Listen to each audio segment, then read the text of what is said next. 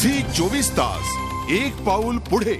तुमचं व्यक्तिमत्व हीच तुमची खरी ओळख असते आणि याच व्यक्तिमत्वाचा विकास साधायचा असेल तर काय करायला हवं जाणून घेऊया।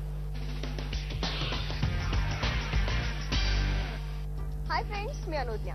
आज पुन्हा एकदा पर्सनॅलिटी डेव्हलपमेंट कन्सल्टंट मधुरा नेने आपल्या बरोबर आहेत। आपण गेल्या वेळी जाणून घेतलं की पर्सनॅलिटी कशी प्रत्येकासाठी महत्त्वाची असते, पर्सनॅलिटी डेव्हलपमेंट, आणि आज आपण जाणून घेणार आहोत ती डेव्हलप करण्यासाठी कुठल्या स्टेप्स फॉलो करायला लागतात। हाय मधुरा। गेली वेळी आपण सांगितलं प्रेक्षकांना आपल्या की पर्सनॅलिटी किती महत्त्वाची असते, पर्सनॅलिटी डेव्हलप करणं। आज त्या नेमक्या कुठल्या स्टेप्स फॉलो करायला हव्यात ही डेव्हलप करण्यासाठी, त्याबद्दल जर तुम्हाला आपली पर्सनॅलिटी डेव्हलप करायची असेल तर त्याची सगळ्यात पहिली पायरी ही असते की स्वतःची नीट ओळख करून घेणं की मी कोण आहे आणि मला काय अजून करता येईल स्वतःसाठी ते।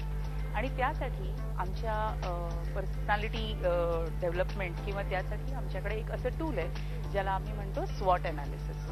नेमकं काय आहे स्वॉट अनालिसिस? म्हणजे असं असतं की तुमचे S stands for your strengths, W stands for your weaknesses, O stands for your opportunities and T stands for threats. हे चारच मुद्दे नेमके निवडलेले आहेत। तेच का अगदी सुरुवातीची स्टेप म्हणून हे चार मुद्दे का गरजेचे आहेत? नेमकं फार आवश्यक असतं, कारण जेव्हा तुम्ही स्वतःचा नीट अभ्यास करता तेव्हा तुम्हाला हे कळतं की ह्या स्वॉटमुळे तुम्हाला हे कळून येतं की माझ्यामध्ये काय असे गुण आहेत की जे इतरांपेक्षा मला चांगलं करतात किंवा बेटर करतात। वीकनेसेसमुळे तुम्हाला हे कळून येतं की माझ्यामध्ये असे काय गुण आहेत की ज्यामुळे मी इतरांपेक्षा मागे पडतो। आणि तुमचे ज्या स्ट्रेंथ्स असतात त्यामुळे तुमच्याकडे अपॉर्च्युनिटीज अट्रॅक्ट होऊ शकतात।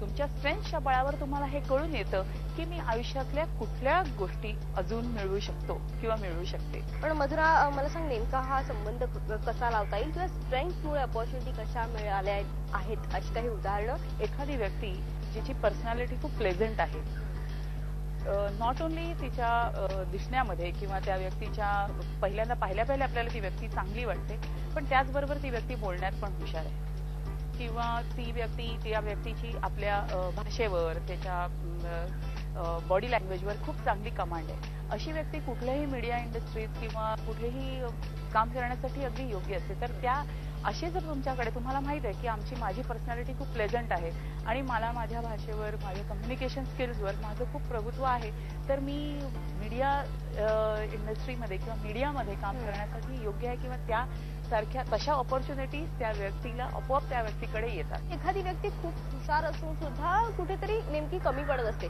तर यासाठी आपल्या वीकनेसेस सुद्धा व्यवस्थित लक्षात येणं खूप गरजेचं आहे। एक गोष्ट आपण नेहमी लक्षात ठेवली पाहिजे, आपण नेहमी आपल्या वीकनेसेसवर पण फार भर देतो की माझ्यामध्ये हे नाहीये असा विचार करून आपण बसून राहतो। तसं नाही केलं पाहिजे। इनफॅक्ट मी तर असं म्हणेन की आपण आपले स्ट्रेंथ एवढे वाढवले पाहिजेत की आपले वीकनेसेस त्याच्यासमोर अगदी लहान झाले पाहिजे।